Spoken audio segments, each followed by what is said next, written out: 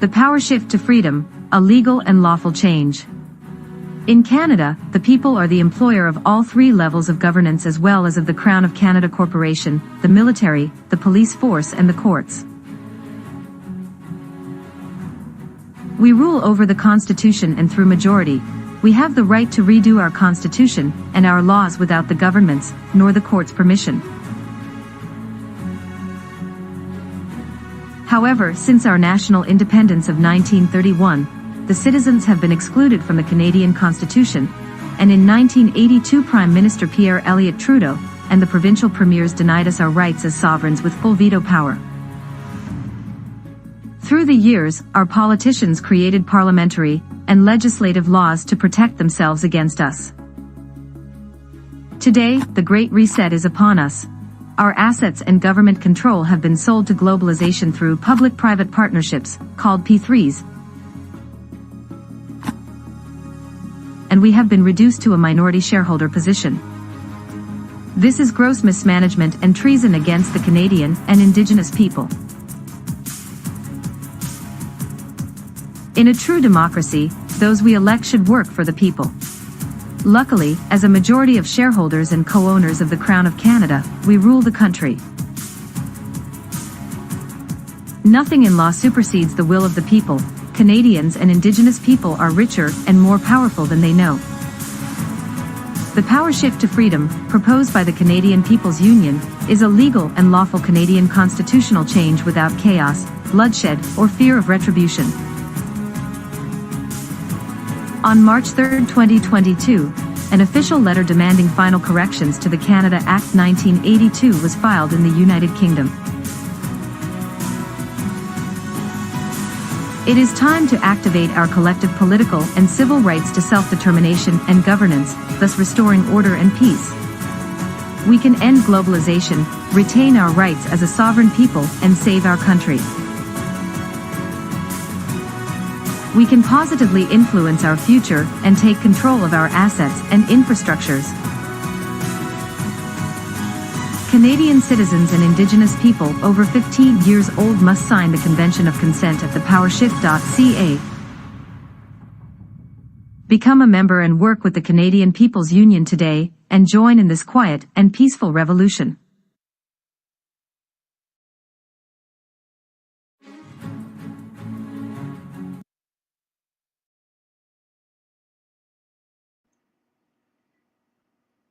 Well, hello, everybody. Okay, did I lose Rhonda? Where is she? Rhonda? I'm here. I'm on my phone in the chat typing in what we're about today. Are you ready, people? Are you ready to stand in truth and to correct all of the mistakes of the past by meeting us in Ottawa on July 30th, 31st, and August 1st to set things right between all Canadians and Indigenous nations, and standing in our truth, in our power, and in our rights, together, united, for a gathering of learning, of discussion, of enjoying each other's, the best of Canadians and the best of the Indigenous nations, and what we can offer each other, and finally come together and set things right since time immemorial. Okay, this is the time that we need to make that move so we can restructure properly instead of bowing down and allowing the governments to sell us out to the Great Reset and to corporate imperialism. So today's show is going to be very interesting. Please watch. So we've officially launched last night our mega fundraising and education campaign leading up to going to Ottawa together and being able to express each other in ways that many people never knew existed, and at least then we can enjoy this celebration. It's not a protest, nothing like that. It's about celebrating Canadians and the Indigenous nations finally cleaning up the past, making things right in our Constitution as the final as the shareholders, each equal shareholders and co-owners of the Crown of Canada, and its crown corporations with the Indigenous nations equally under the tworow wampum belt. So we're going to be discussing later on what the tworow is and what it means for Canada. Also, there's also the silver covenant chain that we need to honor as well and polish and truly polish it. And hopefully, the Haudenosaunee will be there to present, their teachings and everybody and all the Indigenous nations across Canada as well, because everybody has something to bring. We have great things to learn from each other and to benefit from. And before everything, before we lose our freedom, it's time to take take it back, take our rights that were excluded from us since the onset of Canadian history and North America, actually, for the Indigenous nations. And we can do this. So please dare to dream, be positive. There's no more negativity. Okay? You're not going to get us from us because we have a plan. We stand in our right. We stand in truth, and truth will prevail as long as the people also stand in their truth and in who they are as each, and including our children, as co-owners and shareholders of the Crown of Canada. So welcome for this event because the time has come. So Rhonda, how did you spend last night? I had a hard time sleeping because I'm so excited for what's coming down the road. I can hardly wait till Monday because folks, we won't know for sure until Monday. We're pretty sure we've got it, but we get the go ahead on Monday that all of our permits are in place. So people may not realize this, but yeah, in Canada, we have the right to gather at any time. However, in most public places now we need to have a permit to do so. So, and this way, the city knows that there's a gathering happening. They know that if they need to have extra police force on duty, all that kind of stuff. So it's just a kind of a courtesy that you have a permit. Also, it's a way for them to manage what's happening at our public spaces. So for example, if there's 3 groups that want to have something on the same day and one takes a permit and 2 don't, guess who's going to be asked to leave? So it's just a way of managing public spaces on very popular weekends. So, and it happens all across Canada. It's not just exclusive to Ottawa or anything. It happens in my own city, in front of our own legislature here in my province. It's the same thing. You need to have a permit. So it's so anyway, I'm really excited. We have a lot of work ahead of us. I hope people realize how much work there is ahead of us. And just a couple of, I'm the housekeeper here. So just a couple of housekeeping items. If you're new to our Facebook channel or are new to our new Facebook page, please like it. If you're new to our YouTube channel, please subscribe and like our videos.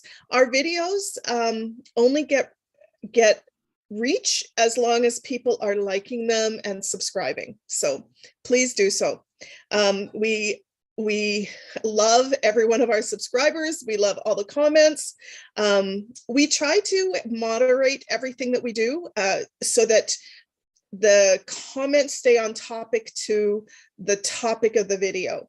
And we try our best, although we do digress a lot in our videos.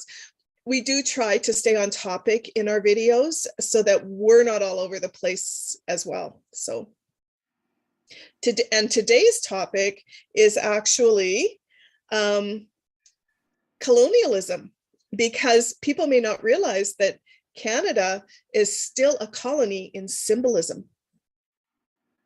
Mm-hmm. Yep, exactly. It's, that's never been removed. So yeah. So what we're going to do is we're going to show you exactly. I mean, you've heard us talk about 1931 and the Statute of Westminster and all this, and reading articles. And Rhonda and I had this information for, since 2019, 2020. Yeah, and even some from way before that. But what was really interesting is what some of the constitutional lawyers have said, at least one anyway. And it was very interesting because what he coined was that We went from the empire, the United Kingdom Empire, to corporate imperialism, and all that was to switch from one dictator to another. Okay, so 1931 comes along, and they introduced representative democracy. They made the politicians made a really grand stand about that, and what he calls it was actually the beginning of democracy, not democracy. Okay, it's not what we know as democracy in Canada. It was actually going in the reverse direction. So there's a lot of play on words and stuff like that that the governments have used, and lawyers and whatnot, to decide their rights over the Canadian citizens and people worldwide in each country. And the Constitution of Canada, I just about fell off my chair one day, and I'm reading all about how the Supreme Courts worldwide, will look at Canada as the greatest thing since sliced bread in regards to the separation of powers, and how they did that, and how the federal government was able to have power over the provinces. If they wanted to, the provinces would never have another say. The only thing that the provinces really do is manage people. There's And a management team. they manage people. Provinces manage people because it needs to be more local than the federal government. They also manage the infrastructure of that province. So they manage the healthcare money that they get from the federal government.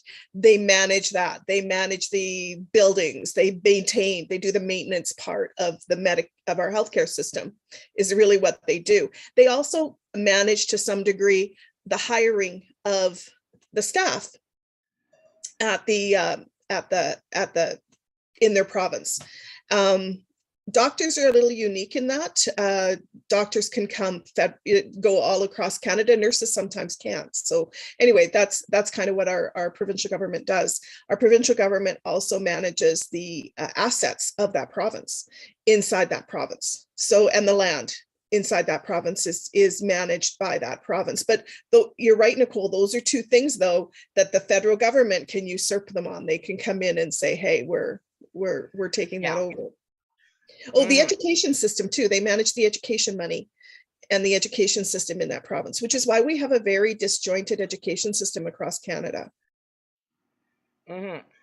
So what I want to do was just to show you something, because our topic today is, did you know that, well, they refer to, okay, this constitutional lawyer refers to Canada as being under colonialisms up till 1982. But because Canada, our constitution, so we were never free up till 1982 because of the Colonial Validities Act. Okay, so that remained in place for us, because in 1931 it was removed for all the other countries. But because Canada, our governments still want to control the people in the Indigenous nations and have control over the territories, because a lot of them had been negotiated with the Indigenous nations, and Canada was never won by conquest. Canada became Canada because of the treaties. And if the treaties are broken, then there's a problem. Okay. And in our research, well, my research before Rhonda, I should say, and somebody else's research, and this was a gentleman that was just amazing. His research, what he saw was by giving the Indigenous nations rights, they actually took away their rights to their lands. Because all they did was to satisfy them, to say, because they took away their, they were no longer able to go there, and they were upset. So they brought the government to court and say, hey, that's our land, the Crown land, that's our land. That was called Crown land in protection, that the newcomers would not go onto our lands, and you said you'd protect it. Now you're not allowing our people to go there. So they brought it to court, and then the courts allowed them the rights to hunt, fish, and trap on their own lands, and But nothing only more. that. but only that. They cannot live on it. They cannot put any kind of structures on it. That's, yeah. Mm-hmm. So there's a lot of things that Canadian citizens don't know, and it's time that everybody knew the truth. Because only by knowing the truth, at least some of it, what we could find anyway, because there's so much that was done. We don't know everything because we weren't there, but common sense dictates a lot here. And by getting together and trying to understand, then we can come together in our constitution. Because at the international level, neither can the Indigenous nations nor the Canadian citizens decolonize properly unless we come together in our constitution. Because in Canada, there's more Canadians than there are of the Indigenous peoples for reason, for the trauma that they've suffered. So when you're looking at 1.8 or 1.9 million Indigenous peoples in Canada, you have to also realize that they are neither Canadian nor U.S. citizens nor Mexicans. They are Amerindian. Okay, and this is why some of the treaties and agreements between Canada and U.S. Had to state that they will respect that the Indigenous nations can move from one country to the next, okay, in their rights.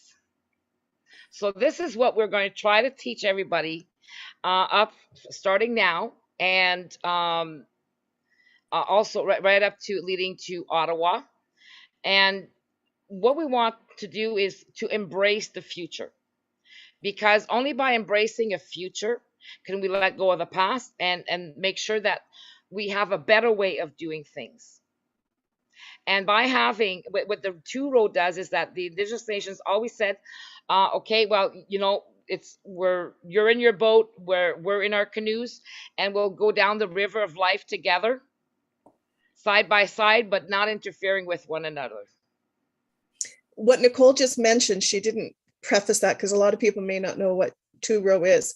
It's a tworow wampum treaty. It's or tworow wampum constitution. It's a constitution that is older. Is it the oldest? No, the Iroquois constitution. No, it's not the constitution. It's the Iroquois. It's the Great Law is the oldest living constitution in the world. Mm-hmm. And the original document said at Cornell University in the United States. And that's what 200 scholars said.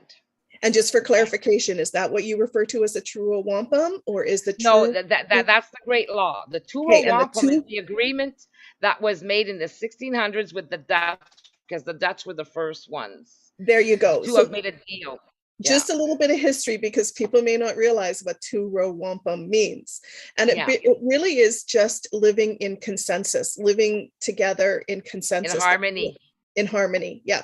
And that's exactly what our Heritage Day, and it's 3 days, folks. It's the 30th, 31st, and 1st. So 30th and 31st of July, and then August 1st. We've asked for all 3 days, and it's to unite the Canadian and Indigenous peoples in celebration of our history by presenting a united front in respect and harmony. So it's how we should have been living this whole time in Canada, how Canada should have, how our governance should have allowed us to be, and yet our governance kept us very separate, kept us very battling one another almost, because there's the haves and the have-nots, that whole perception both ways. Actually, it's just been our governance has been everything to keep us divided, is basically what they've thrown at us through in the history of Canada. So yeah, so it's well worth getting the education out there, and I think that at Parliament that's justice. Okay, and finally honoring what that could mean to people. The Great Law is almost the same thing as Ubuntu in Africa. Their teachings there, and then the Hopi and all the other Indigenous nations, they basically had the same type of natural law. Okay, and that was because they were connected, in many ways, to the spirit world and the nature and all of this. So they weren't embedded with what Europeans were embedded with. So anyways, to bring things back, we can't go from one extreme to the next. We have to deal with our country and the changes coming realistically, and to address all the issues, because now we have to show that we're grown up, and that yes, we can take over our governance, and that yes, we will work with our governments to do the right thing. We're not overthrowing government. No. We're just going to help them. They will no longer be able to make major decisions that affects us all, our economy, our food safety, the Indigenous nations too. Like all of this needs to go together. But you and me and everyone else in Canada, all Canadians, and the Indigenous nations need to show that yes, show the world that yes, we can do this, and we can be an example for everybody, because that helps everybody in other countries that we're taking advantage of. So before we all lose everything, let's get together and make it right. And the big why we're doing this is for the children and future generations, so that they have a future. That's yeah, exactly. So after 13 years, we've come full circle. We've come full circle many times with the Convention of Consent, which was the key to everything, and the people, the Canadian citizens, because it's our government that is detrimental to everybody. So we have to fix the wrongs there. And what you're going to learn that since actually, the 70s, really, big time, right after 1960, where the United Nations Declaration came out, and then our political and civil rights came out. Then another faction that didn't want to lose what they were going to lose, they planned on remaining in control of the people through our governments. So now, after all of these years, we can reset. They want a reset. We'll show them how a reset is done the proper way, where everybody's equal, everybody lives in can live in mutual respect, and then how we can finally turn taxation into dividends. People can finally dare to dream, because our natural resources are ours, nobody else's, and that's in law. So when people ask us, why do you think you can do this? Because we're standing in law, international law, which is already embedded in our Constitution anyways, because both Canada and the United States, Canada and the UK signed on to our political and civil rights in 1976, right? And then everything that started at the UN after World War II in liberating all of the countries, the big to-do was decolonization. But decolonization was not only for Indigenous nations. It was for all peoples under colonialism. So this is why under the Colonial Validities Act, this is where there was the separation of powers and all this between the provinces and everything else, because the colonies were really all separate, and then we confederated. Okay, so this gentleman, and through strict constitutional law, he's right. And so did Lord Denning, and we've learned a lot through these gentlemen. And for him to say that, until 1982, we were still under colonialism because of that's the section of the Statute of Westminster, number 4 and 7, that were not finally removed when they redid the Constitution 1982.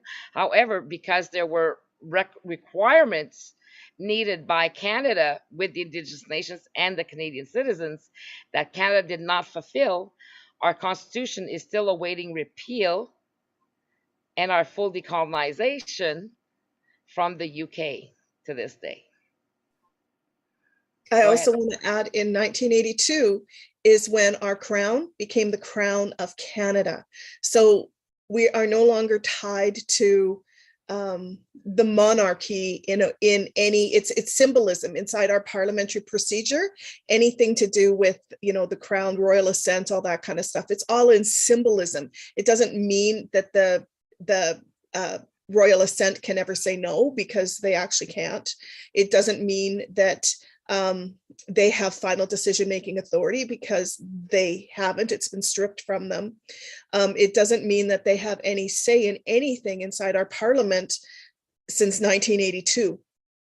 The only reason that we still say an oath to a queen, the Queen Elizabeth, is because we're still part of the Commonwealth, and Queen Elizabeth is the head of the Commonwealth.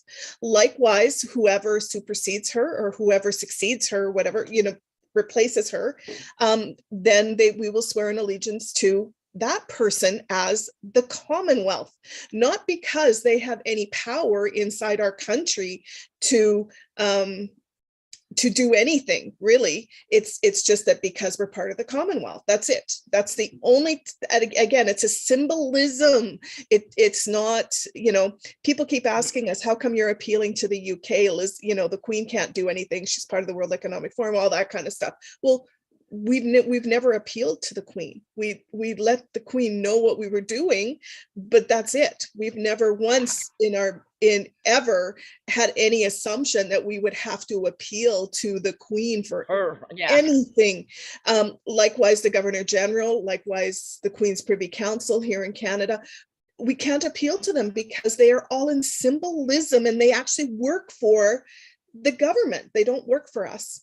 So that's that. Again, symbolism runs really deep in Canada, and it's used to keep us silent. It's used to keep us from really cluing in that we've been lied to for centuries. Mm-hmm.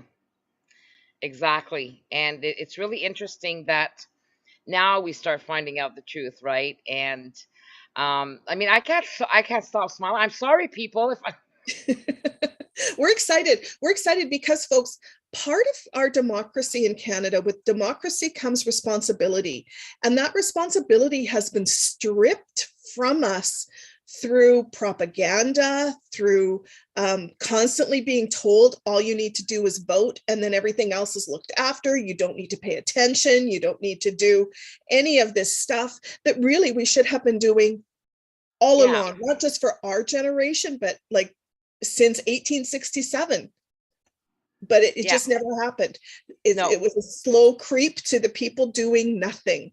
And, it's kind of like the Great Reset started in 1867, because the people will do nothing, they will have nothing, and they will be happy, because we've been doing nothing for a long time now.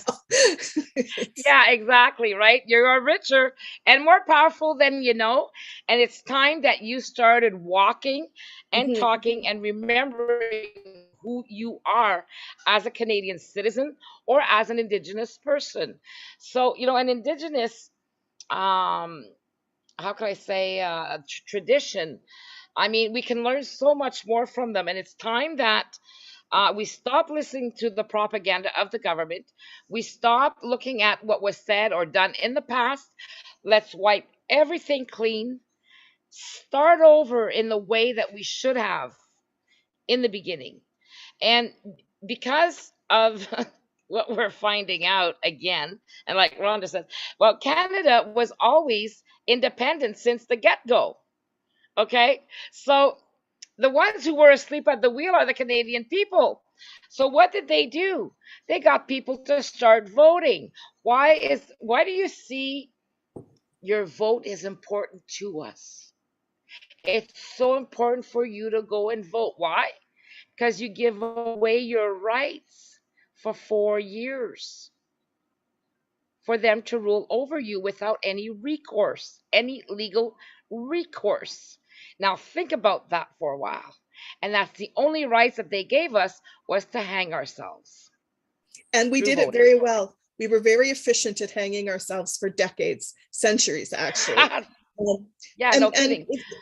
History, we have to learn our history to understand where we are today. We're not taught our history in our school system. We're not really taught our history, our whole history.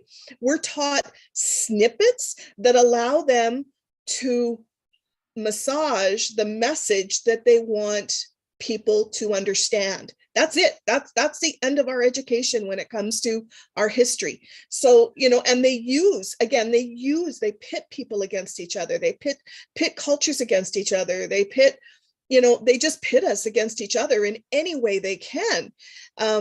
It's disgusting, actually. It's quite disgusting to see, and it's quite disgusting to see people buying into it as much as we do.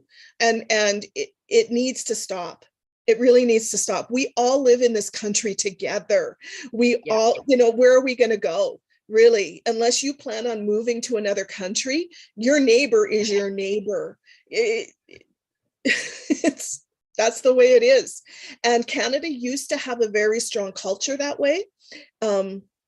Because if you couldn't rely on your neighbors, you didn't survive. You couldn't survive the winters. You couldn't survive what the climate threw at you in this country if you didn't have a close relationship with your neighbors. And as we became more dependent on corporations, as we became more what's that called? We became more capitalist. We became more all of these things that we became more of, where you didn't have to rely on you became more independent. You didn't have to rely on your neighbor for anything anymore. You could go to the store and get whatever you needed. You could, go to work and earn a paycheck and get what you needed. And pretty soon we don't even know our neighbors. We don't even know who's in our own community. And that's the world we live in now. Yeah. But it was a very slow creep to get there. And that slow creep to get there is kind of what the government has done to us all through symbolism, through telling us that they are going to do this, that they are responsible for this, that they are, that's what they've done to us. And it hasn't been in right. It hasn't been legal in law. It's been in symbolism. And yeah, it needs to stop. It really does need to stop. We need to have respect for our history. We need to have respect for the fact that we're part of the Commonwealth, but that doesn't rule over us. No. And, the thing is it's 1982, I think, was the catalyst of things coming to a head, because when the United Kingdom made requirements in the Constitution for acceptance, I don't think Trudeau was expecting that. I don't think many of the premiers even read it when it came back or really understood. They knew that they had so many years. They had to do a royal commission for the Indigenous nations and really sit down with the Indigenous nations. And, by the time that you're done with the education that we're going to bring forth, we're not lawyers. We're researchers, legal researchers, and we have access to legal documents, and this is what we're sharing with you. Okay. I want to put a caveat in here either. We're not teachers either. No. So Nicole, we're just sharing information with you. You can do with what you want with it. Go ahead, Rhonda. You've been freezing, Nicole. Did you want to say something? Yeah, I did. You've been freezing, but I was just going to say we're not educators either. So what we're doing is our best that we can do with this. Is it going to be perfect? Probably not. Is there going to be room for improvement? You bet. But this is the first kick at the cat, and we need to start somewhere. And it's important that we start. It's not important that it be perfect. It's important that we start. And that's what we're doing. We're starting. And we're hoping that we get a lot of people on board across Canada to help and to begin to do this in their own communities and to come on board as, hey, we can use all the help. We're all in this together. That's the other thing. We are all in this together. If we're not together, we're going to lose this country. Yeah. And the thing is how do we unite the people? All that we need you to do really is two things. Sign your convention of consent. You can do that from your home. Get your children 15 and up to sign as well. It is their future. And do not have any fear, okay, of retribution, because all you're doing is exercising your collective political and civil rights with all other Canadians who sign. And what we'd like for you to do is to meet us in Ottawa as a shareholder, co-owner of the Crown of Canada, coming in celebration to finally understand the Indigenous nations, or that the Indigenous nations could try and understand us as well. Because a lot of people came here to Canada because they were being oppressed in their countries. And, like the residential schools here, they actually started in Ireland. And a lot of people don't know the history of Ireland. And that is atrocious what happened there. So, as an oppressed people, and then coming here, they used us against the indigenous nations. And then we became, in a technical way, without even oppressing or being guilty of it, because of our sheer numbers, it oppressed the indigenous nations. Mhm. Okay. So, as shareholders, co-owners of the crown, well, we could actually say that our under civil law and being the actual shareholders, that the Canadian government and the provincial governments oppressed Canadians and the indigenous nations and made us as minority shareholders of the Crown Corporation, because the Crown Corporation also belongs to the Canadian people. Okay, so you are richer and more powerful than you know. So by standing in truth and standing in law, nowhere does it say that the Canadian people and the indigenous nations cannot come together and in agreement and change things under the right to self-determination. So we can self-determine collectively, as long as we can all agree and move forward. And the government cannot stop us. We do not need their permission. We don't even need the permission of the UK. However, with everything that's going on, the easiest way to avoid major court cases is that correction from the UK Parliament, because there was a mistake in 1982, which was one of the reasons why the UK made stipulations and the Canadian government did not go forward by issuing referendums on the Indigenous side or the Canadian citizens side. We get the last say. People don't realize that we've only had one referendum when it comes to our existing constitution. It was done in 1995, 97, something like that. It was either, I can never remember which one it is, the Charlottetown or the Meech Lake. They're kind of interposed, but it wasn't whether or not we wanted the Constitution. It wasn't whether or not we approved of what was going on. That's generally referendums are yes or no answers. So what they did is Brian Mulroney threw together like a 25 amendments for the Constitution, and that's what the referendum was for, was about those amendments. It wasn't about whether or not we really truly wanted our Constitution in the first place, or anything like that we wanted what they did in 82. It was about amendments. And so 51% or 52% of Canada said no. So if you want to take it technically, 52% of Canada has already spoken that they don't agree. The problem is that our government is not, the way our referendum legislation is written, our government is not compelled to implement the outcome of referendums. It's still up to the government to decide whether or not they will do anything, and they chose to do nothing.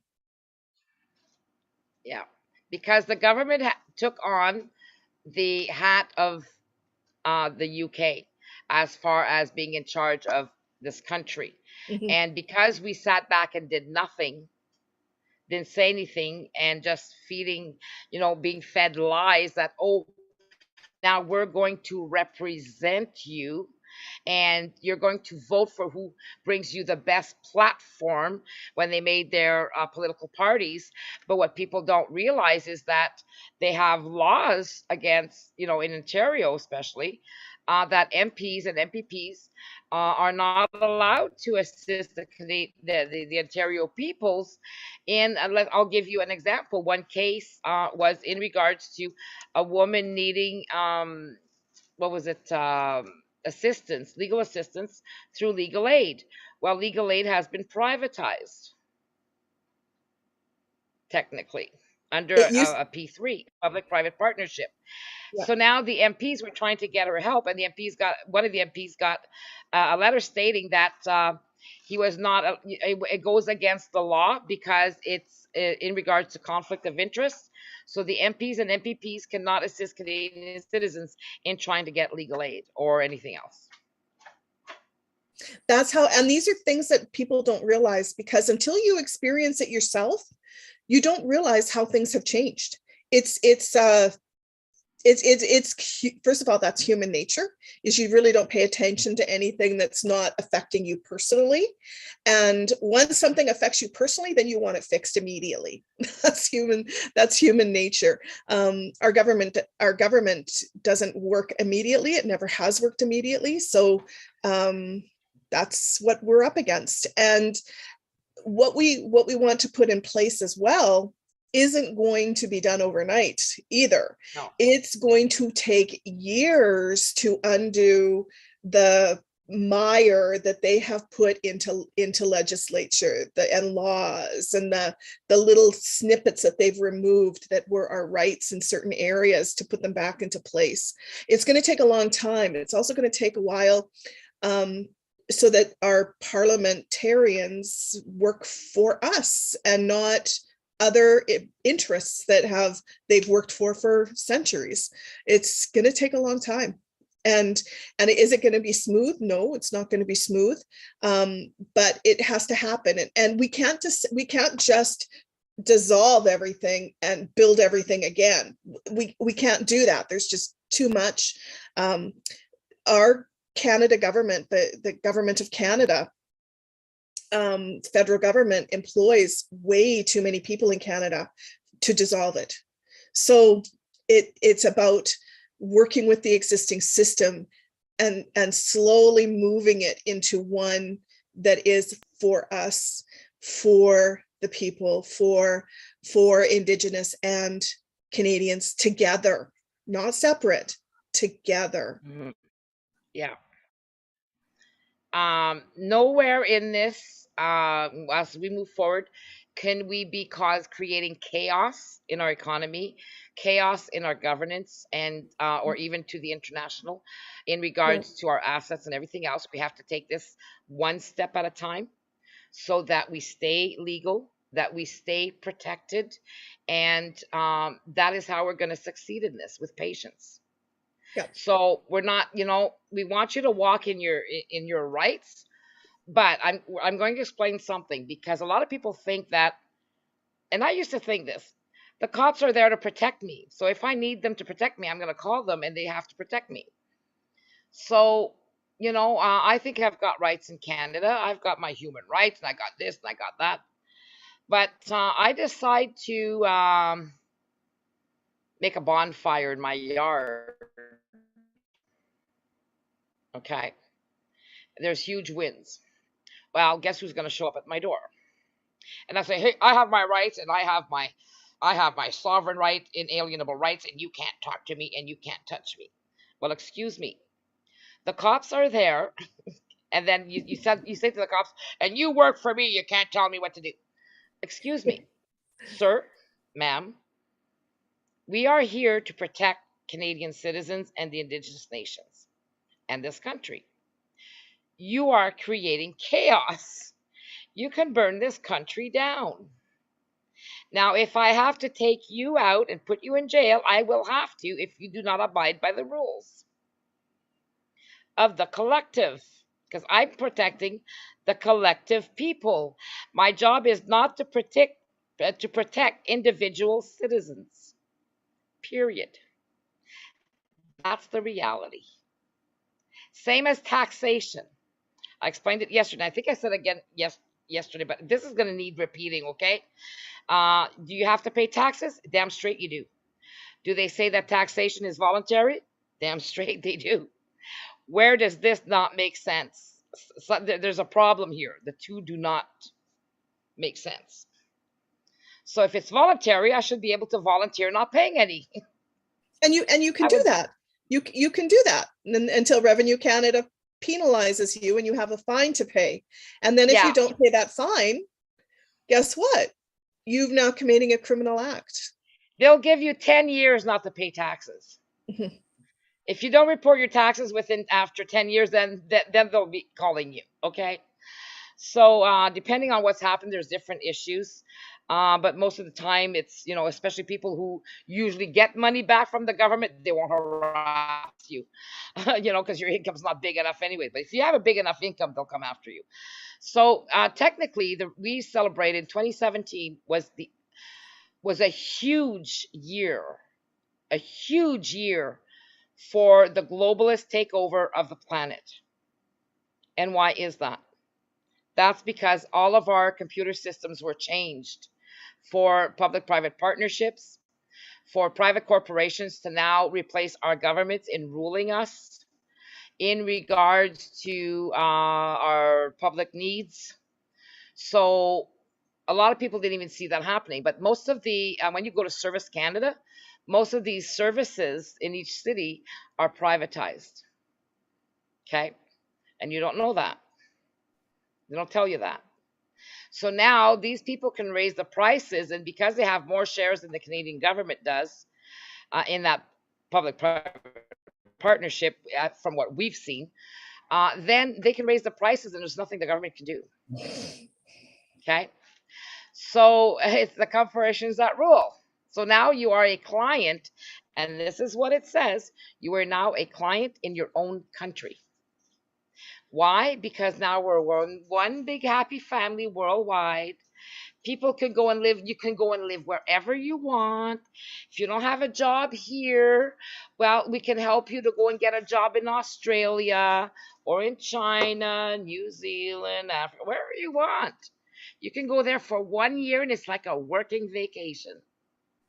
Okay? We'll help you get the hell out of Canada and hope you never come back. It's technically what they're telling you. So, but you're a client. You're no longer a shareholder of the Crown of Canada. Go ahead, Ron. And again, it's all about symbolism. It's all about the symbolism that keeps us tied to this system that it keeps us asleep is what it really does. It keeps us thinking that all we have to do is show up once every 4 years and vote, and that's all we can do. And that, we don't have a voice, and we don't have all of these things, and that, every time we do try to speak out, your government should never be acting against you. It should never be acting against you. If you look at the hate speech laws in Canada, the way our government is acting towards groups of people right now is actually hate speech. Our own government is committing hate speech against the people of its own citizens. So really, this is the type of governance that we have. This is the type of governance that we've had for centuries. It's just that they've hidden it very well until now. Yeah. So now I'm looking at one of the comments, and, Louis, I have to answer this. This was what you're saying is a good idea, but that was pre-reset. So Lewis says, the only passive, common, collective decisions I can stress is investments in business within Indigenous communities and on Native reserves. There is nothing the corrupt government can do about investing with councils. This needs to be a mainstream movement. Cannot stress that enough. Water, power, electricity, you need to be self-governing, self-sustaining. That was pre-reset. That no longer will exist. That will no longer exist. Okay? So people have to wrap their heads around what's happening, what's coming in the Great Reset. It will never be the same. You will, eventually, you might even have to rent your own clothes. Okay? If we don't become the collective head of state in our own constitution, that's the other thing too. In symbolism, we don't exist in our own constitution. Our parliament represents the people in the Constitution, and the treaties represent First Nations and Indigenous peoples in our Constitution. But we ourselves don't exist in our Constitution except for individual rights. That's it. Right. We have our collective, our power, the power that we have of all of us uniting and coming together does not exist in our Constitution because it's intentionally been kept out of the Constitution, because in 82, we were supposed to be placed, like if they were going to do everything above board and not try to hide stuff from us, in 82, the people of Canada, the collective Canadian and Indigenous people, the citizens of Canada and Indigenous people should have been placed as the head of state in our Constitution, with our collective right to hold our government accountable and to be able to say no to them, because we are the rightful owners of Canada. Yet again, in symbolism, the crown was kept there, the crown of Canada. Yes. And we're going to be starting doing interviews with people. And one of the interviews, I'm hoping that my doctor will show up because she was really upset because she's treated people from Six Nations. And she was saying that it's sickening because Indigenous Health, okay, we have the Canadian healthcare system, plus we have Indigenous Health. Now, what they call formulary is what they're allowed, the prescribed medications that they can give to the Indigenous nations or Canadians. And she said that the Indigenous Health, there's a lot of stuff that she's not allowed to give to Indigenous peoples, which would help them faster and better, but she can give it to a Canadian citizen. So a lot of the fairness needs to be cleaned up. And when you say that, maybe native reserves, that you can go there and not be vaccinated, no. From what we've seen, they really pushed the mandates on Six Nations for a while. And then all of a sudden they said they wouldn't. But the people are so embedded in, how can I say, following the rules, let's say, that, there a lot are still wearing the mask. Most are vaccinated. The majority is vaccinated.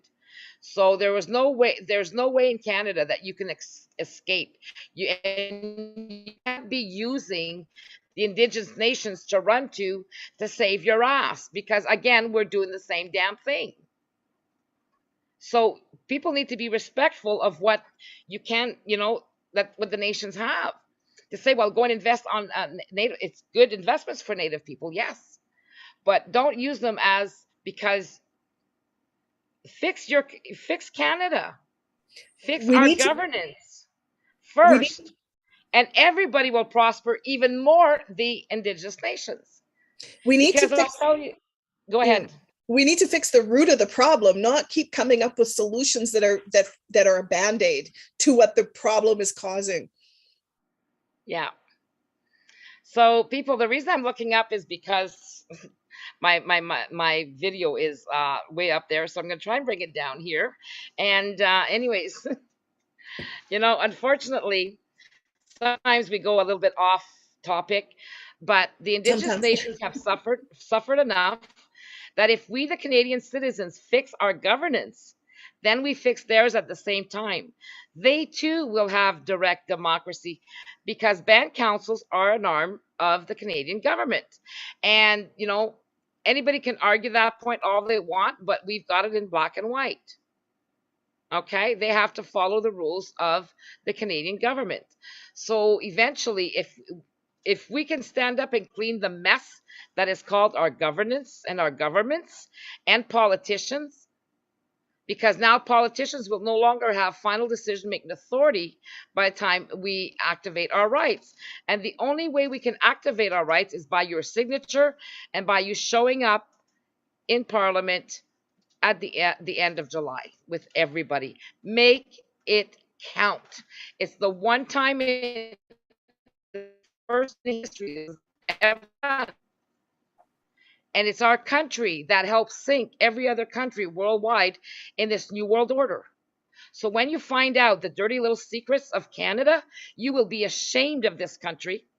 But at the same time, we need to look at ourselves, because we allowed this to happen. It is our mess to clean up. It is up to us to correct it. It is not up to the Catholic Church to make apologies to the Indigenous nations and every new government coming into Canada saying, we're sorry to the Indigenous nations. How many times are we going to say we're sorry and not fix a damn thing? It's time to fix it. You want karma? You think What's happening now is karma. Don't How you many just love it? promises?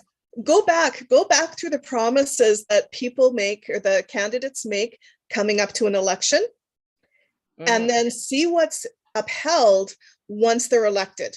Like, what do they follow through on once they're elected? You will see a correlation happening, that the only thing they follow through on are things that make their position stronger and our position weaker. Yeah. That's it. That's the only thing they follow through on. Anything else, all of a sudden there's an issue, and we don't have the funds, or we can't provide that, or there's something. There's always a reason. There's always a reason. Always a reason. Yeah. So now I want everybody that when you look in the mirror, smile. I'm just saying this and it makes me kind of and politicians, and we don't, I'm sorry folks, but we don't get into political debate here about who to vote for, who to whatever, because really, if a politician isn't saying, I'm going to work with you, we need to do this together, that I am going to do this with you, and I'm going to change things to make it with you, they're not with you. They're not for you. They're for their political party. They're not going to do anything for you. The second they get voted in, it's going to be, they're going to adhere to what their political party wants, because if they don't, they're going to be removed. Yeah. And one thing I want to make clear is that any political party that you're going to be voting for can tell you anything under the sun that they want. Okay. And it's not illegal. They can have the heart in the right place. Very much every good intentions to move forward. Once they happen to be in Parliament, guess what? There are rules and regulations. And when you signed up to bring your party about, you have to adhere to the rules. And if you try to change anything, you will be kicked out. And you can be charged as well. Because nothing can change, and no politician can change anything in Canada unless they get all of the political parties on board, and federal and provincial. And then at the end of the day, it might be something that the people need a referendum on, because you know why? And not one province, like these two things are in conjunction. So when you're looking at provinces who want to separate, forget it. It'll never happen. Why? Because in the Quebec, the Supreme Court of Canada, even them, had to admit that the one law that protected Canadian citizens from Quebec and the Indigenous peoples from Quebec separating was the law we're using. The rights to self-determination and self-governance, and it's up to the people to decide what happens in our country, nobody else. And not the people of one province. So if the province wants to leave, it's not up to the people of that province, it's up to the people of Canada. All. And on the other side, the Indigenous nations. Exactly. That's what I meant by all. Like, it's not, so it's not as easy as people make it seem. In fact, it's almost pretty much impossible until we are the collective head of state and can determine what we want. And once we're the collective head of state, well, we're all going to be working together, hopefully. Like that's going to be the whole thing. And it's not about, here's the other thing too, people, it's not about the majority mobbing the minority. That's always what people think of when they think of collective.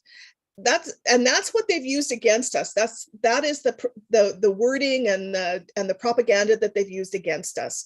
Really, it's about putting systems in place that allow us all to have a say in policy, to allow us all to have a say on certain issues, to allow us all to have a say, to allow us to be able to say no when our government delegates decide to sign us up for something that is not in the best interest of Canada. That is really what it's about. It's not about suppressing minorities or certain groups or whatever. It really is about our governance when it comes to policy, when it comes to what it's about. We know that We have things that happen in our world now every year.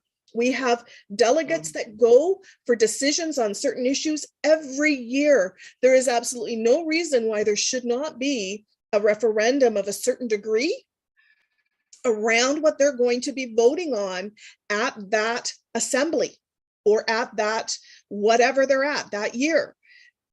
They know well in advance what they're going to be voting on, and the people should be able to quickly, the way we are technologically advanced, we should be able to quickly have a way of adding our voice to that shows them what we do or do not want. It's like that. And what may happen is it's done at the community level, and that community level then feeds that information up. We've never had a system like that. We've never had a system where the community level gets involved in discussion. Even in our municipalities, people don't get involved in discussion about what's happening in their own municipality. Yeah, because people are not involved, and now's the time for you to get involved. So it's important for people to realize that all this doom and gloom that we just told you about can be eradicated by what? I know of a supernatural way, and supernatural has been mentioned in the chat here. I've been reading. The only true supernatural way for things to actually happen in the physical is for Canadian citizens and Indigenous nations to open their hearts and to take responsibility for what happens in this country as the final decision makers, co-owners of the Crown of Canada. You have a big business to take care of. Let's start taking care of business. Let's show the governments of the world that in Canada, the people are ready to become adults. We don't need them to babysit us anymore. And as everybody, they have rights too, as individuals, not as politicians. But as individuals, I think they will be more ready to participate, as they too are a shareholder, co-owner of the Crown of Canada, and the prosperity of this country and our freedom will hopefully remind them on which side they need to be on. Because there's something that exists too that is supernatural, and that is behind the scenes is the snake that eats its tail. It will use the military, it will use the government, it will use the courts, it will use everybody against the people. And then it will chew them out. That's the elite. Okay? So we can be done. The 99% is a lot stronger than the 1%. Money can be replicated. There's no issue there. We just need to get together and figure out how we're going to do it. We have the Bank of Canada. Canada is worth so much money because since 1982, we've been defrauded under a coup d'etat that we can prove in court was a coup d'etat, and that we're still under colonialism, and the United Kingdom is responsible to keep us in this mess because it was their job. It was the UK's job to during the colonization to go to the Indigenous nations and the Canadian citizens and get us prepared to do that, and to make sure that we had funding, because all along they kept parliamentary sovereignty over the Canadian government. The Canadian government only had parliamentary sovereignty for issues directly affecting Canada. But the UK owns our constitution to this day, and we've been under colonial rule, and we can argue this in court to this day as long as that constitution is still in the legislature of the UK. It sounds stupid. It's an actual truth. So people, we're decolonizing. We're decolonizing.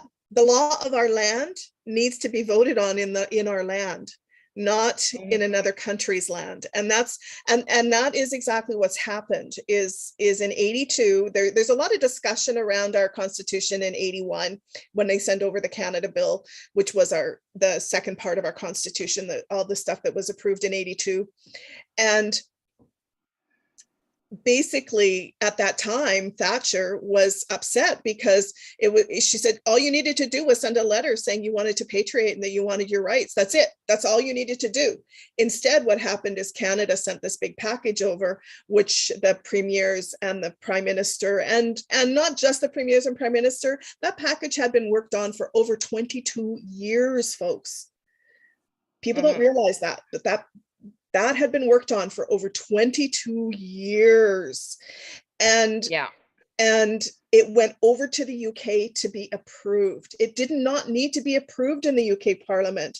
It could have been approved in Canada's Parliament. And at the same time, the BNA Act of 1867 could have been approved in Canada's Parliament as well, just sort of grandfathered in.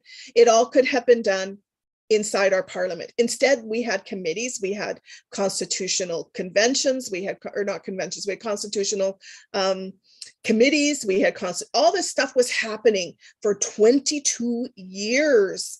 And one of the main things that comes about in all of the discussion and all of the people's input, because people were asked for input. You know, our government has a way of asking us for our input that really is that they don't have to take our input, right? So they did that. With this. And so in all of that input, you'll see how come one of the biggest concerns was that the people were not a part of their own constitution. That was one of the biggest concerns that's brought up over and over and over again by all of the feedback that they're given over these 22 years. And in 22 years, they still wouldn't fix that because guess who gives it they removed their power, right? Like in Canada, since 82, well, even before 82, since 31, our government has really policed itself. Yeah. They could do They could do whatever they want. When a lobby corporation comes in and lobbies the government and they it's found out that they do something malicious or not proper, that they're paying, that they're doing something that they shouldn't be doing, they're giving gifting or they're, back end deals, all that kind of stuff. What happens? They're slapped with like a $500 fine. When billions are exchanging hands, I don't think a $500 fine is much of a deterrent. So that's what, exactly. That's a political system we have right now. That's our system of governance. Our system of governance is bought and paid for several times over every 4 years. And it's bought and paid for by lobby groups, by corporations, by the groups that own the political parties, because our political parties are owned. It's that happens every 4 years, every election cycle. And it's been happening for so long, people don't even notice it. They don't, no. It's just become, oh, this is the way it is. Yeah. So, I mean, we have all the power, people. And I want you to realize that. And, I'm going to repeat this again. When I was watching, Jennifer Hibbard, okay, her and a colleague of hers created something very wonderful called A Better Way for a Better World, or Better Way for a Better Life, whatever you want it, however you want to use it. It's perfect, okay? Because there is a better way, and together we could work at creating a better way. And there is a better way. There's always been a better way. We just need to activate it, but we need to activate it together. Now, when I see people saying we're sovereigns, let's be realistic here. If you want to talk about personal sovereignty, that's between you and God, not in the physical world here. Because if you're really talking about sovereignty at the universal level with all life has, everybody is equal in the universe. Nobody is sovereign over another life form. So you need to think about that a little bit longer. Everybody's equal in the eyes of Creator. Okay? So in Canada, our sovereignty is collective sovereignty. So we need to join together. Otherwise, we cannot move forward. Yes, Rhonda?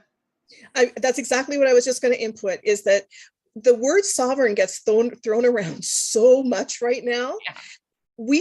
We all have our own sovereign personal sovereignty. We have that, but it doesn't give us the right to to put what we want onto somebody else. That's not what sovereignty is about. In Canada, when we, the Canadian People's Union and the PowerShift, talk about sovereignty, it is really our rightful collective sovereign right of being the collective shareholders and owners of Canada. And that can only be done as a collective. There is no one person that owns Canada. There is no one person. So it's very different when it comes to that word sovereign. And sovereign doesn't give you the right to ignore laws and say they don't apply to you. The laws of society, the laws of a country, the laws of a province, the laws of whatever apply to you. Yeah. And you know, unless you've found a deserted island, you can do whatever the hell you want. That you can be the supreme ruler of, and everybody in it, then you're a sovereign. Personally. Yeah. And if 10 other people join you, then you guys have to make rules. It's not a free-for-all, right? So let's get back to reality and leave the noise out of everything. What we are proposing is so simple, it's not even funny. Sign your convention of consent from anywhere. Exactly. Join us at the Hill. Start looking at yourself as you are an equal shareholder with all of the Indigenous nations and the Canadian citizens for Canada. And now is the time to rise as what you are. And hey, it's graduation time. So we'll celebrate in Ottawa through a gathering and learning the traditions and finally making things right once and for all and getting on the right foot. The last colonial symbolism that we need to eradicate are heroes. If you want a hero to save you and your country, you need to look in the mirror. That's your hero. Yeah. It's not somebody else. It's not Nicole. It's not me. It's not other people. It is you and what you do. You need to become an official power shifter. You become an official power shifter by signing your convention of consent. Yeah. Power shifting, the final decision-making authority in Canada, to the people and out of the hands of everybody else underneath. Okay. And if you're passionate and want to donate time to help, we more than welcome that. If you don't have the time, that's fine as well. But it is up to you to be your own hero and sign your convention of consent and have everybody in your family sign it. Anyone 15 years of age and older. And if they don't quite understand what it means, that on the website, there is a good explainer that explains exactly what it means. We have our videos, we have whatever. It's all about educating yourself as to what it means. We need to have more discussions. You'll see us discussing more often on Facebook and YouTube, probably once a day now, what this means and where we're going. And it's going to get repetitive. So don't, hang in there. It's going to get repetitive, but it's so repetitive. It has to be. So if you want to stop things like taxation, stopping the government from telling us, oh, we're going to be ending up in a food shortage. We want to be in control of our banking systems, our food, our healthcare, everything else. Then you sign the convention of consent and get everybody else that you know to get it done, and those that you don't know to get it done as well. Door knocking, whatever. This is a huge undertaking. We need everybody to participate. You can't drop the ball now. It's the only chance we've got, but it's a damn good one. And we stand in law. We stand in our political and civil rights. And as long as you hold that in your heart, and every other Canadian citizens hold in their heart, and the Indigenous nations, we will get this done. But by doing nothing, we can't make it happen without all of you. We need your financial support. We need your emotional support. We need you to smile because of who you are. We need, Smile because of the strength you will have. And what I was trying to say a while ago with Jennifer is that in their conference, what I think one of the ladies were saying is that, and we've been telling you, you are more powerful than you know. Well, the power of the people is more powerful than the people in power. And that was I went, gosh, why didn't I think of that? Because it makes sense and it's a lot easier to remember. So the power of the people is greater than the people in power. We'll see you at Parliament Hill. And we're going to be looking forward to seeing your Convention of Consent signed and all of your children, and that you start educating yourself as to your responsibility as a shareholder of the biggest corporation in this country, because you are valuable. Everybody is equal, everybody is valuable, and everybody needs to start daring to dream, to let us know what you want for this country afterwards. And then by posting your videos on our Dare to Dream contest, people can go and listen to them and vote on them. And then it can spread. And then we will have a whole list of great ideas that you are sharing with us. And I think the first order of the day, once we have our rights, is to make sure that everybody has water, food, and a home, and not financially stressed. The BS needs to stop. We have many wonderful people in this country that are highly intellectual, that have solutions, that have been suppressed. We can protect the earth, we can protect our families, and we can protect people in other countries by helping them do what we're going to be doing, or even sharing things, opportunities that they're doing. And this is how we're going to get it done. So yes, you have the power. Yes, it's time to get it done. Yes, it's time to make history. Please support the PowerShift.ca. Become a power shifter today. And if you want to know the difference between the C.P.U. and the PowerShift belongs to you. The action that the Canadians will take to change our governments, because our government is our responsibility, and to get things done. The C.P.U. is there to argue all of our rights and to protect legally, and to keep standing legally at all times, making sure that the government can't get away with what they're doing, or the WEF.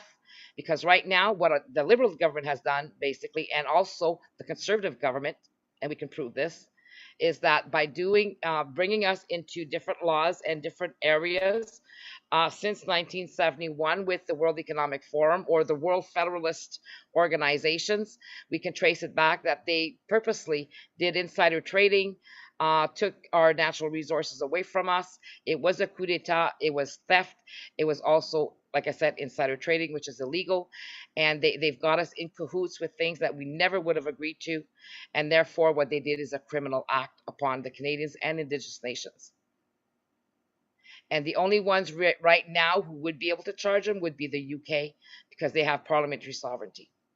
In the meantime, once we get our rights, then they'll have to suffer the consequences of their actions or help fix things. But it's all up to the people to decide. The C.P.U. will not be deciding for anybody. Once we get this done, it'll be up to the people to make the decisions on what happens next.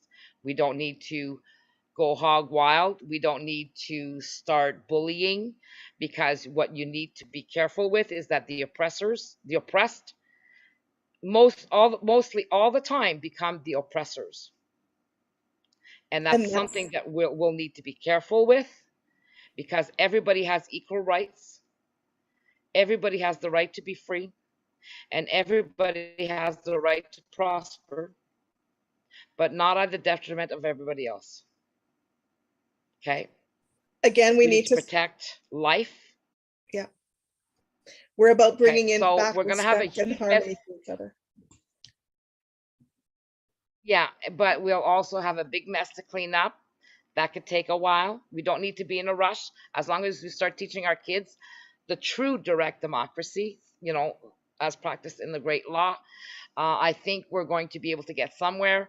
And then at every level of the education system, even in university, so that we can remove the brainwashing mechanisms used in schools.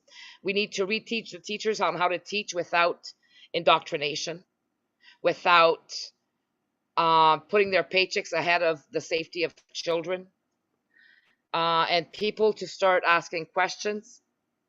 Because if you're afraid to ask questions, you may be getting taken advantage of. Do not be afraid to ask questions. Okay? And this is a fear that we need to remove from people. It's like having a fear of public speaking. I'm terrified of that. I wouldn't be able to pull off what Jennifer did. I probably would have passed out before I got my 3 lines in. But anyways, I'm learning. I'm trying to. This is helping me out in a sense, anyway. But standing in front of people live and is not the same thing as looking through a camera. Okay, and I can shut it off anytime I want. So I don't get that benefit if we're speaking somewhere. Yes, Rhonda. Something else that we need to be conscious of is opinions, and opinions that bring conflict, and that conflict brings discussion. We need to make sure that we're having discussion and that people don't become entrenched in their opinion. Opinions are formed from our beliefs. And often, if you're not willing to be open-minded to have a discussion, your beliefs will never change, and therefore your opinions become entrenched and very biased. So, Yeah. so and you're thinking out in the box. Yes. So everything that we're doing, everything that we're promoting, everything that we're about is staying open-minded, staying willing to have those discussions, willing to have a difference of opinions. That does not mean, however, that posts and our social media platforms and stuff are a free-for-all. That's not what being open-minded is about. Open-minded is sitting down and having a discussion. Open-minded is finding out both ends of the information and then figuring out what really should be happening in the middle. That's what being open-minded is about. And that's what we as a society in Canada need to come back to. We used to do that. When I was young, like I was born in 65, and when I was young, the adults around me did that. And no one does that anymore. Very few do this anymore. And just, people don't discuss anymore. They have opinions. Mm-hmm. So one thing that the Haudenosaunee and that I've learned is that to be able to carry off what the children do, 4 and 5-year-olds, and somebody could be talking for 10 minutes straight, and those children or anybody else that does that will be able to repeat word for word what the other has said. Then they need to repeat what their group has said when they communicated together by listening to the first person speak. And I thought, oh my God, my head would blow up. Okay. Because we don't listen anymore. Exactly. And I mean, I saw so much beauty in that great law. I mean, you're going to be in awe. But we don't need to go back to the old ways. It's not what we're saying. We're just saying there's a lot of teachings from people everywhere on this planet that we can benefit from. We could take advantage of, because now it's time for education. It's time for expansion of the minds and love and respect of each other worldwide. And we can do a reset, but by the people's way, the people in power everywhere, not governments, not the oligarchs, not the elite, the people. Okay? The people. And that's where we change history forever. The time is now. Are you ready to take action? Join the PowerShift.ca. Go and sign your convention of consent. Look at the video if you have a hard time not knowing how to fill the information. If you don't have a laptop, you can go and everybody's got cell phones. If you're having a hard time on a cell phone, or you don't have one, you can ask somebody who does. Same with the laptop. Everybody knows somebody that's on the internet in their families. There's no excuse to not sign your convention of consent. And if you have problems, email Liz. You can email my secretary and my secretary's secretary.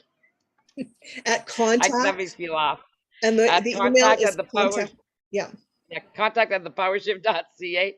But I kind of, Liz is so much more than just my secretary, and so are everybody. They don't have just one job; they've got like 30.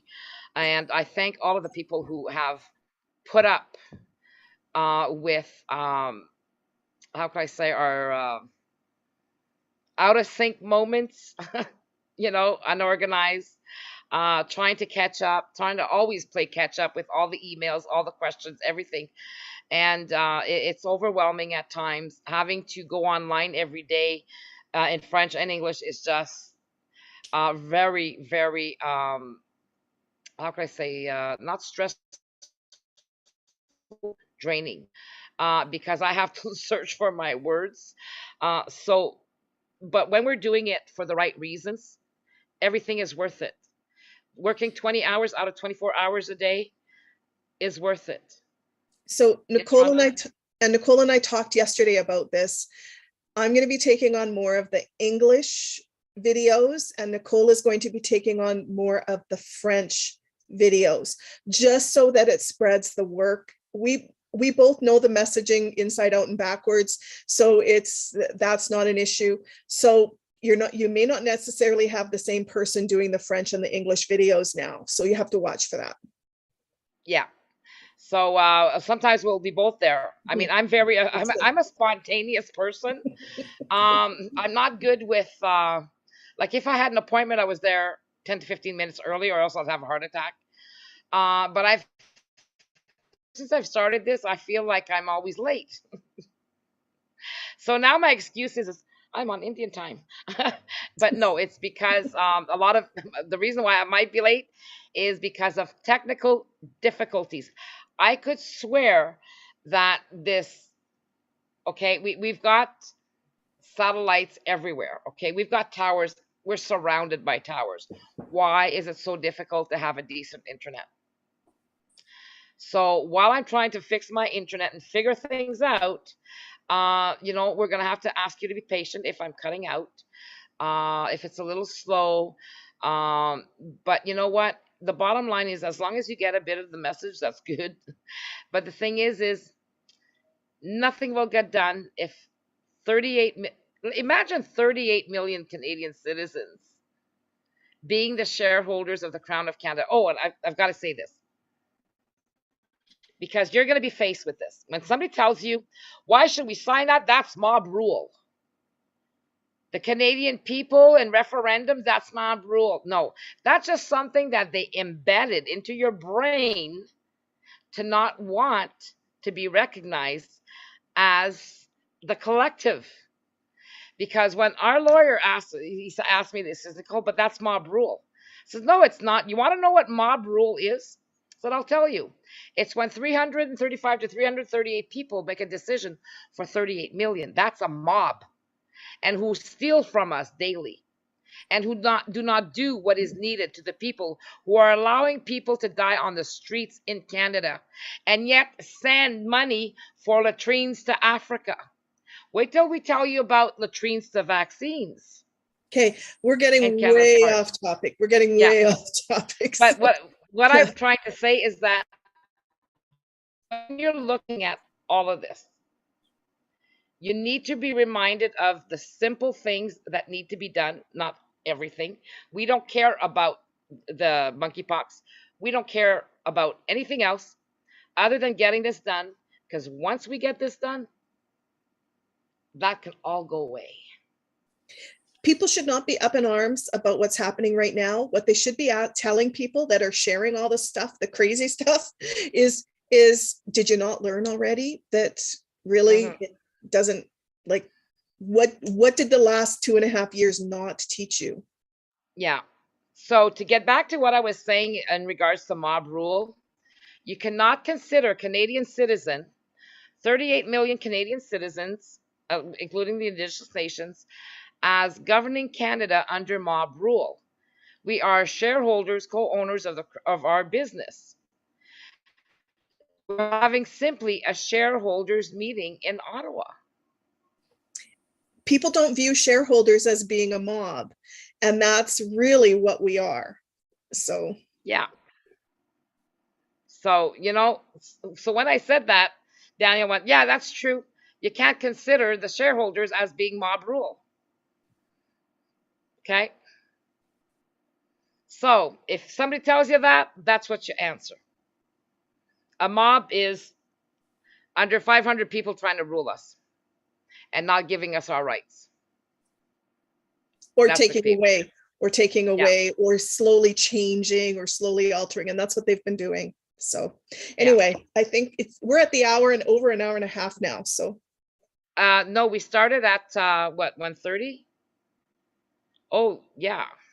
True. I'm supposed to start at 3. I thought we still had an half hour to go.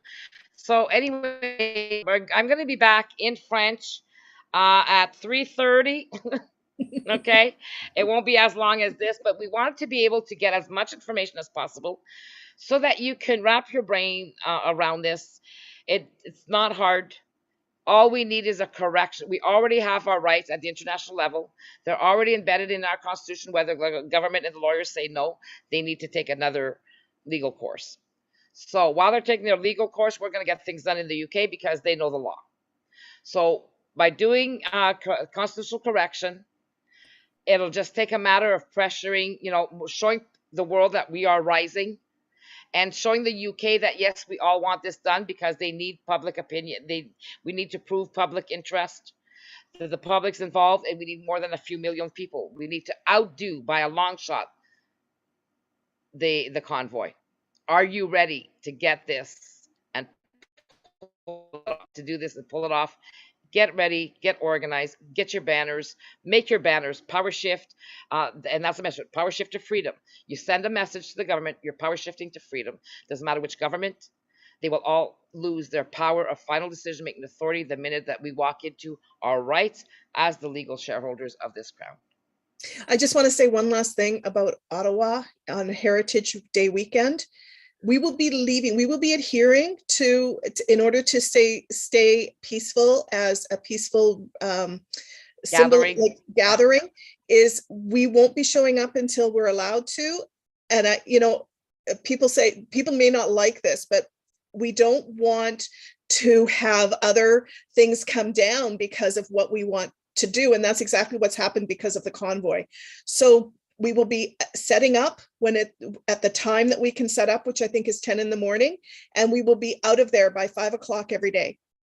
Yeah. So we have Tammy asking, should we hang white flags? Absolutely not. We're not surrendering. What are you surrendering for? What are you surrendering for? I don't understand that. That's this international symbol for surrender. You put yourself in an automatic weak position. Why are you doing that? Where are the flags we use is PowerShift to freedom for our standing with for our political and civil rights, which is a legal political action. I just want to say something else about the white flags too. People are under the assumption that when you fly a white flag, that the other party automatically has to negotiate with you or has to talk to you. No, they don't. A white flag is a symbol of surrender. And that you are admitting that you are in a weaker position, and that generally, if there is any negotiation, you're really just seceding to what they want done. Yeah. Well, there is no negotiation here. No.